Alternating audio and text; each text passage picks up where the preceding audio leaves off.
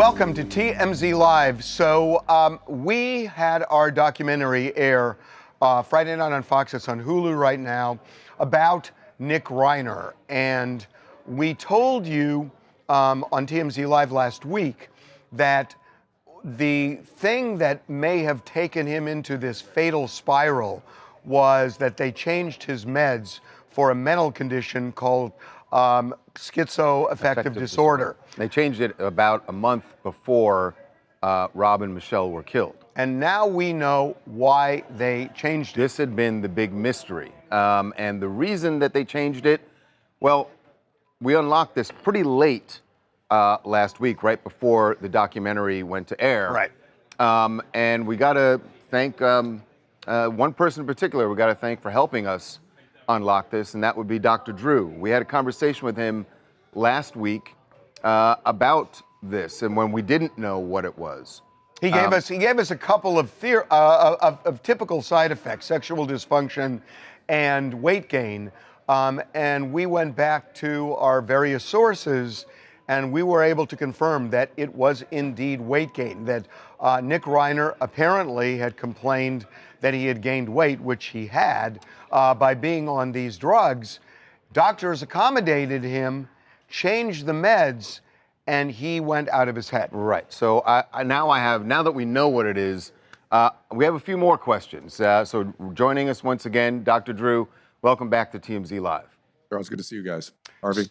So we now know that weight gain was the reason for the change. The Yes. meds that they put him on sent him into a terrible spiral.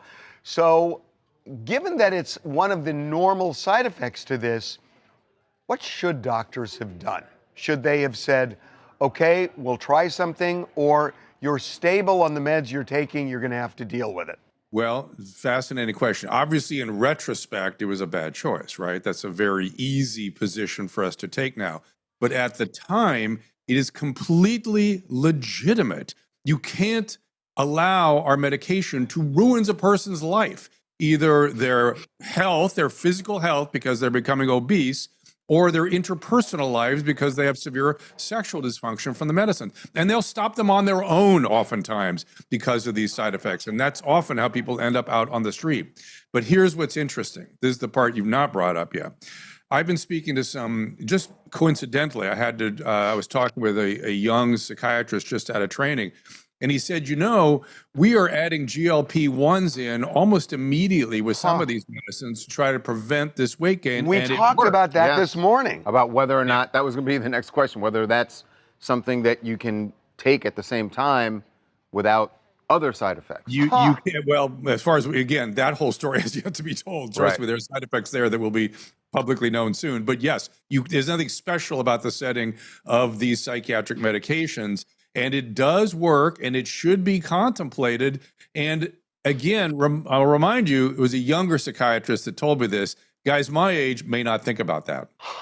That is fascinating, because we talked about that this morning. Right, about that. And we thought it might get in the way of the efficacy of the cocktail.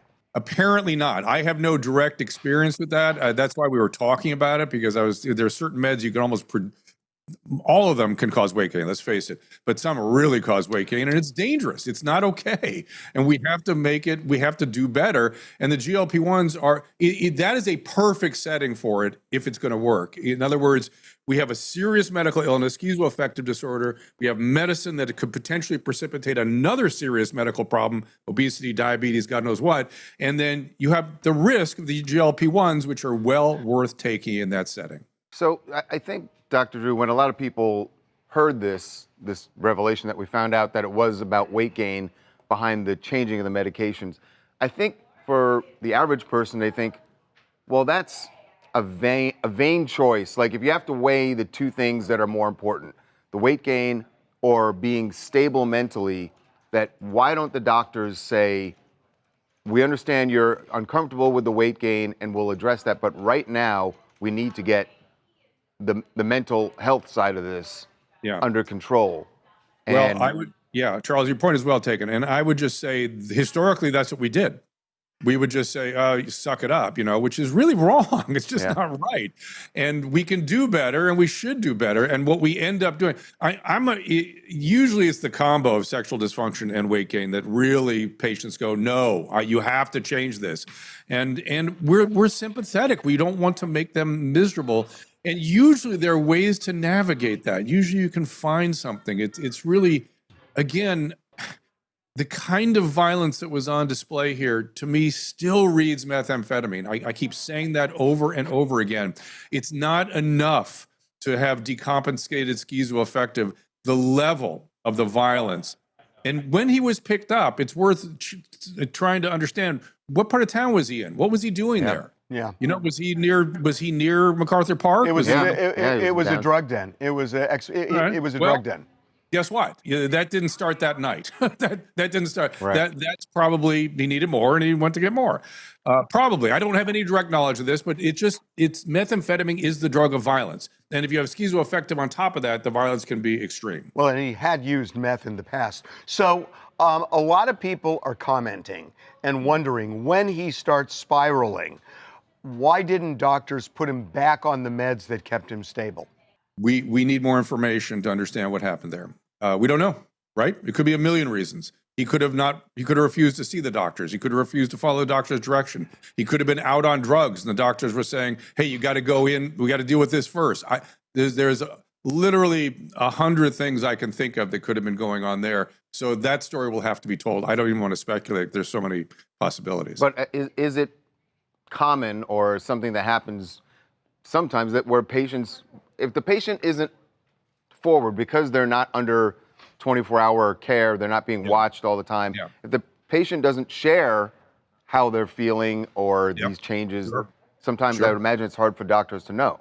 Well, especially when you want to keep doing drugs. If you're a drug addict, our job is to see through all the lies and obfuscation and try to figure it out. But yeah, and again, I brought this up last time we had this conversation. The state of California does not give us many options. It really doesn't. Patients are at their liberty to get sick, and we privilege psychiatric illness that if a dementing illness caused the exact same symptoms, we're obliged to treat, but the symptoms from a psychiatric illness, same symptoms, disorganization, delusions, out on the street without your clothes on, whatever it is, well, that you can't touch. You can't touch. It's interesting too, because we're told he is still just spiraling in jail. And we're told pretty clearly not competent even to stand trial. Drew, we always love having you on. Thank you so much. You bet. Thank you. TMZ investigates the Reiner murders. What really happened? It is streaming now on Hulu and Fox Nation.